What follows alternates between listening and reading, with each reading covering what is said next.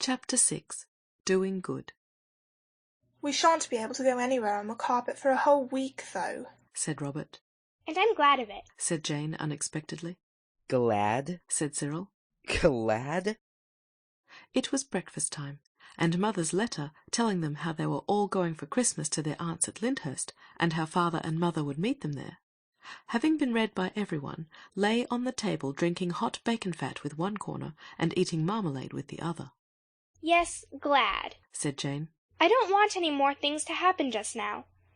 I feel like you do when you've been to 3 parties in a week, like we did at Granny's once, and extras in between, toys and chalks and things like that. I want everything to be just real, and no fancy things happening at all." "I don't like being obliged to keep things from Mother," said Anthea. "I don't know why, but it makes me feel selfish and mean." "If we could only get the mater to believe it, we might take her to the jolliest places," said Cyril thoughtfully. "As it is, we've just got to be selfish and mean. If it is that, but I don't feel it is." "I know it isn't, but I feel it is," said Anthea. "and that's just as bad." "It's worse. said Robert. If you knew it and didn't feel it, it wouldn't matter so much." "That's being a hardened criminal, Father says," put in Cyril, and he picked up Mother's letter and wiped its corners with his handkerchief, to whose colour a trifle of bacon fat and marmalade made but little difference. "We're going tomorrow, anyhow." said Robert. "Don't he added, with a good boy expression on his face. "Don't let's be ungrateful for our blessings. Don't let's waste the day in saying how horrid it is to keep secrets from Mother, when we all know Anthea tried all she knew to give her the secret, and she wouldn't take it. Let's get on the carpet and have a jolly good wish. You'll have time enough to repent of things all next week." "Yes," said Cyril. "let's. It's not really wrong." "Well, look here. said Anthea. You know there's something about Christmas that makes you want to be good, however little you wish it at other times. Couldn't we wish the carpet to take us somewhere where we should have the chance to do some good and kind action? It would be an adventure just the same," she pleaded. "I don't mind," said Cyril. "We shan't know where we're going, and that'll be exciting. No one knows what'll happen. We'd best put on our outers just in case." "We might rescue a traveller buried in the snow, like St. Bernard dogs, with barrels round our necks," said Jane, beginning to be interested. "Or we might arrive just in time to witness a will being signed. More tea, please," said Robert. "and we should see the old man hide it away in the secret cupboard, and then, after long years, when the rightful heir was in despair, we should lead him to the hidden panel and—" "Yes," interrupted Anthea. "or we might be taken to some freezing garret in a German town, where a poor little pale, sick child—" "We haven't any German money," interrupted Cyril. "so that's no go. What I should like would be getting into the middle of a war, and getting hold of a secret intelligence, and taking it to the general, and he would make me a lieutenant, or a scout, or a hussar." When breakfast was cleared away, Anthea swept the carpet, and the children sat down on it, together with the phoenix, who had been especially invited, as a Christmas treat, to come with them, and witness the good and kind action they were about to do. 4 children and 1 bird were ready, and the wish was wished. Everyone closed its eyes so as to feel the topsy-turvy swirl of the carpet's movement as little as possible. When the eyes were opened again, the children found themselves on the carpet, and the carpet was in its proper place on the floor of their own nursery at Camden Town. "I say," said Cyril. "here's a go." "Do you think it's worn out? The wishing part of it, I mean?" Robert anxiously asked the phoenix. "It's not that," said the phoenix. "but, well, what did you wish?" "Oh, I see what it means. said Robert, with deep disgust. It's like the end of a fairy story in this Sunday magazine. How perfectly beastly." "You mean it means we can do kind of good actions where we are? I see. I suppose it wants us to carry coals for the cook, or make clothes for the bare heathens. Well, I simply won't. And the last day and everything. Look here." Cyril spoke loudly and firmly. "We want to go somewhere really interesting, where we have a chance of doing something good and kind, and we don't want to do it here, but somewhere else. See? Now then." The obedient carpet started instantly, and the 4 children and 1 bird fell in a heap together, and as they fell were plunged into perfect darkness. "Are you all there?" said Anthea breathlessly through the black dark. Everyone owned that it was there. "Where are we?" "Oh, how shivery and wet it is!" Oh, I've put my hand in a puddle." "Has anyone got any matches?" said Anthea hopelessly. She felt sure that no one would have any. It was then that Robert, with a radiant smile of triumph that was quite wasted in the darkness, where of course no one could see anything, drew out of his pocket a box of matches, struck a match, and lighted a candle, 2 candles, and everyone, with its mouth open, blinked at the sudden light. Well done, Bobs, said his sisters, and even Cyril's natural brotherly feelings could not check his admiration of Robert's foresight. I've always carried them about ever since the Lone Tower day, said Robert with modest pride. I knew we should want them some day. I kept the secret well, didn't I? Oh, yes, said Cyril with fine scorn. I found them the Sunday after, when I was feeling in your Norfolks for the knife you borrowed off me. But I thought you'd only sneak them for Chinese lanterns or for reading in bed by. Bobs, said Anthea suddenly. Do you know where we are? This is the underground passage, and look there. There's the money and the money bags and everything. By this time the 10 eyes had got used to the light of the candles, and no one could help seeing that Anthea spoke the truth. It seems an odd place to do good and kind acts in, though, said Jane. There's no one to do them to. Don't you be too sure, said Cyril. Just round the next turning we might find a prisoner who has languished here for years and years, and we can take him out on our carpet and restore him to his sorrowing friends. Of course we could, said Robert, standing up and holding the candle above his head to see further off. Or we might find the bones of a poor prisoner and take them to his friends to be buried properly. That's always a kind action in books, though I never could see what bones matter. I wish you wouldn't, said Jane. I know exactly where we shall find the bones too, Robert went on. You see that dark arch just along the passage? Well, just inside there. If you don't stop going on like that, said Jane firmly, I shall scream, and then I'll faint. So now then. And I will too, said Anthea. Robert was not pleased at being checked in his flight of fancy. You girls will never be great writers, he said bitterly. They just love to think of things in dungeons and chains and knobbly bare human bones and... Jane had opened her mouth to scream, but before she could decide how you began when you wanted to faint, the golden voice of the phoenix spoke through the gloom. Peace, it said. There are no bones here, except the small but useful sets that you have inside you, and you did not invite me to come out with you to hear you talk about bones, but to see you do some good and kind action. We can't do it here, said Robert sulkily. No, rejoined the bird. The only thing we can do here, it seems, is to try to frighten our little sisters. He didn't really, and I'm not so very little, said Jane, rather ungratefully. Robert was silent. It was Cyril who suggested that perhaps they had better take the money and go. That wouldn't be a kind act, except to ourselves, and it wouldn't be good, whatever way you look at it, said Anthea. To take money that's not ours. We might take it and spend it all on benefits to the poor and aged, said Cyril. That wouldn't make it right to steal, said Anthea stoutly. I don't know, said Cyril. They were all standing up now. Stealing is taking things that belong to someone else, and there's no one else. It can't be stealing if... That's right, said Robert with ironical approval. Stand here all day arguing while the candles burn out. You'll like it awfully when it's all dark again, and bony. Let's get out then, said Anthea. We can argue as we go. So they rolled up the carpet and went. But when they had crept along to the place where the passage led into the topless tower, they found the way blocked by a great stone which they could not move. There, said Robert. I hope you're satisfied. Everything has 2 ends, said the phoenix softly. Even a quarrel or a secret passage. So they turned round and went back, and Robert was made to go first with one of the candles, because he was the one who had begun to talk about bones, and Cyril carried the carpet. I wish you hadn't put bones into our heads, said Jane as they went along.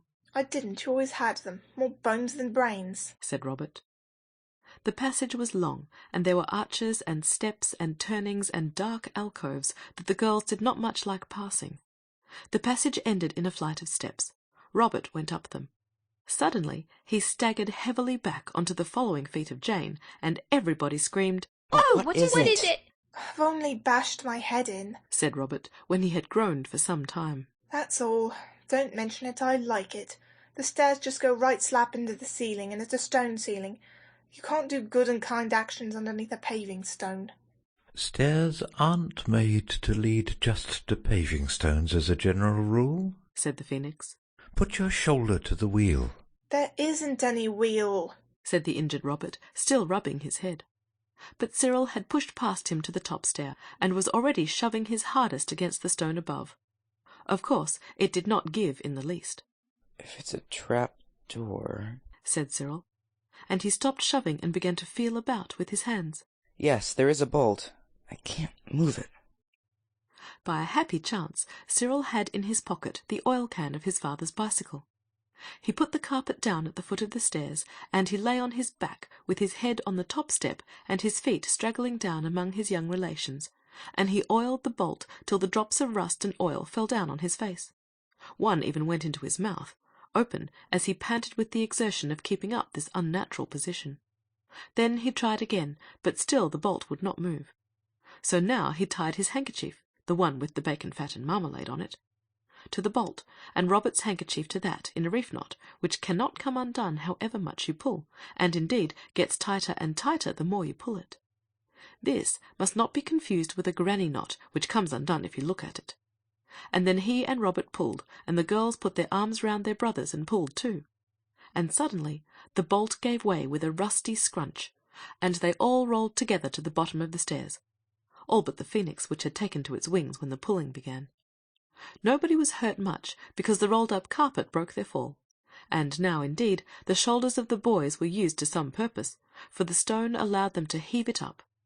They felt it give. Dust fell freely on them. "Now then," cried Robert, forgetting his head and his temper. "push all together. 1, 2, 3. The stone was heaved up. It swung up on a creaking, unwilling hinge, and showed a growing oblong of dazzling daylight, and it fell back with a bang against something that kept it upright.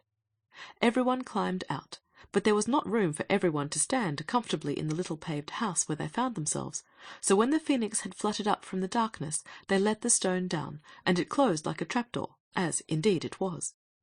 You can have no idea how dusty and dirty the children were. Fortunately, there was no one to see them but each other. The place they were in was a little shrine, built on the side of a road that went winding up through yellow-green fields to the topless tower. Below them were fields and orchards, all bare boughs and brown furrows, and little houses and gardens. The shrine was a kind of tiny chapel with no front wall, just a place for people to stop and rest in and wish to be good, so the phoenix told them. There was an image that had once been brightly coloured, but the rain and snow had beaten in through the open front of the shrine, and the poor image was dull and weather-stained. Under it was written, St. Jean de Luz, prie pour nous. It was a sad little place, very neglected and lonely, and yet it was nice, Anthea thought, that poor travellers should come to this little rest-house in the hurry and worry of their journeyings, and be quiet for a few minutes and think about being good. The thought of St. Jean de Luz, who had, no doubt, in his time been very good and kind, made Anthea want more than ever to do something kind and good. "Tell us," she said to the phoenix, "what is the good and kind action the carpet brought us here to do?" I think it would be kind to find the owners of the treasure and tell them about it, said Cyril. "And give it them all?" said Jane. "Yes, but whose is it?" I should go to the first house and ask the name of the owner of the castle, said the golden bird, and really the idea seemed a good one. They dusted each other as well as they could, and went down the road. A little way on they found a tiny spring bubbling out of the hillside and falling into a rough stone basin surrounded by draggled hart's-tongue ferns, now hardly green at all. Here the children washed their hands and faces, and dried them on their pocket handkerchiefs, which always on these occasions seem unnaturally small. Cyril's and Robert's handkerchiefs, indeed, rather undid the effects of the wash, but in spite of this the party certainly looked cleaner than before. The first house they came to was a little white house with green shutters and a slate roof. It stood in a prim little garden, and down each side of the neat path were large stone vases for flowers to grow in, but all the flowers were dead now. Along one side of the house was a sort of wide veranda built of poles and trellis work, and a vine crawled all over it. It was wider than our English verandas, and Anthea thought it must look lovely when the green leaves and the grapes were there, but now there were only dry reddish-brown stalks and stems with a few withered leaves caught in them. The children walked up to the front door. It was green and narrow. A chain with a handle hung beside it, and joined itself quite openly to a rusty bell that hung under the porch. Cyril had pulled the bell, and its noisy clang was dying away before the terrible thought came to all. Cyril spoke it. My hat, he breathed. We don't know any French. At this minute the door opened. A very tall, lean lady with pale ringlets like whitey brown paper or oak shavings stood before them. She had an ugly grey dress and a black silk apron. Her eyes were small and grey and not pretty, and the rims were red as though she had been crying. She addressed the party in something that sounded like a foreign language, and ended with something which they were sure was a question. Of course, no one could answer it. What does she say? Robert asked, looking down into the hollow of his jacket where the phoenix was nestling. But before the phoenix could answer, the whitey-brown lady's face was lighted up by a most charming smile. You are from the England? She cried.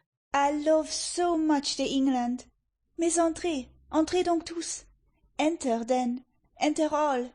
One essuie his feet on the carpet. She pointed to the mat. We only wanted to ask. I shall say you all that what you wish. Said the lady. Enter only. So they all went in, wiping their feet on a very clean mat, and putting the carpet in a safe corner of the veranda. The most beautiful days of my life, said the lady as she shut the door, did pass themselves in England, and since long time I have not heard an English voice to repeal me the past. This warm welcome embarrassed everyone, but most the boys, for the floor of the hall was of such very clean red and white tiles, and the floor of the sitting-room so very shiny, like a black looking-glass, that each felt as though he had on far more boots than usual, and far noisier.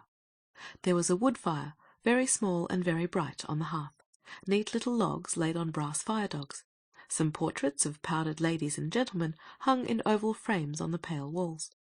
There were silver candlesticks on the mantelpiece, and there were chairs and a table, very slim and polite, with slender legs. The room was extremely bare, but with a bright foreign bareness that was very cheerful, in an odd way of its own. At the end of the polished table a very un-English little boy sat on a footstool in a high-backed, uncomfortable-looking chair. He wore black velvet, and the kind of collar, all frills and lacy, that Robert would rather have dyed than wear, but then the little French boy was much younger than Robert. "Oh, how pretty!" said everyone, but no one meant the little French boy with the velvety short knickerbockers and the velvety short hair.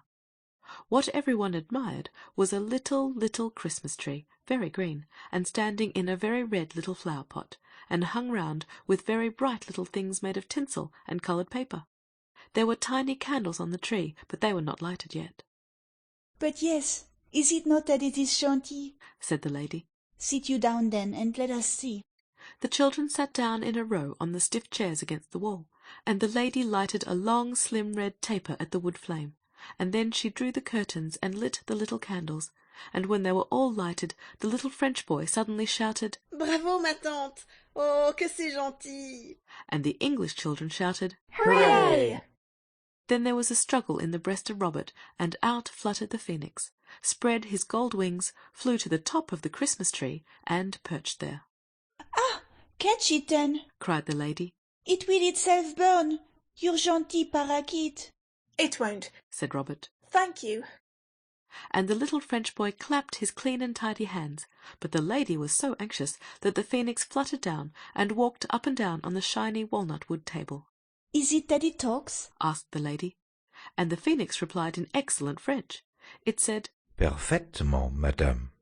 Oh, the pretty parakeet, said the lady. Can it say still of other things? And the phoenix replied, this time in English, Why are you so sad, so near Christmas time? The children looked at it with one gasp of horror and surprise, for the youngest of them knew that it is far from manners to notice that strangers have been crying, and much worse to ask them the reason of their tears. And of course the lady began to cry again, very much indeed, after calling the phoenix a bird without a heart, and she could not find her handkerchief, so Anthea offered hers, which was still very damp and no use at all. She also hugged the lady, and this seemed to be of more use than the handkerchief, so that presently the lady stopped crying, and found her own handkerchief, and dried her eyes, and called Anthea a cherished angel. I am sorry we came just when you were so sad, said Anthea. But we really only wanted to ask you whose that castle is on the hill. Oh, my little angel, said the poor lady, sniffing. Today and for hundreds of years the castle is to us, to our family. Tomorrow it must that I sell it to some strangers, and my little Henri, who ignores all, He will not have never the lands paternal. But what will you? His father, my brother, Monsieur the Marquis, has spent much of money, and it the must, despite the sentiment of familiar respect, that I admit that my sainted father, he also. How would you feel if you found a lot of money, hundreds and thousands of gold pieces? Asked Cyril. The lady smiled sadly. Ah, one has already recounted to you the legend, she said. It is true that one says that it is long time, oh, but long time, one of our ancestors has hid the treasure. Of gold, and of gold, and of gold. Enough to enrich my little Henri for the life. But all that, my children, it is but the accounts of faith. She means fairy stories, whispered the phoenix to Robert. Tell her what you have found. So Robert told, while Anthea and Jane hugged the lady for fear she should faint for joy, like people in books. And they hugged her with the earnest, joyous hugs of unselfish delight. It's no use explaining how we got in, said Robert, when he had told of the finding of the treasure. Because you would find it a little difficult to understand, and much more difficult to believe. But we can show you where the gold is, and help you to fetch it away. The lady looked doubtfully at Robert as she absently returned the hugs of the girls. No, he's not making it up, said Anthea. It's true, true, and we are so glad. You would not be capable to torment an old woman, she said. And it is not possible that it be a dream. It really is true, said Cyril. And I congratulate you very much. His tone of studied politeness seemed to convince more than the raptures of the others. If I do not dream, Henri, come to Manon. And you shall come all with me to Monsieur the curate, is it not? Manon was a wrinkled old woman with a red and yellow handkerchief twisted round her head.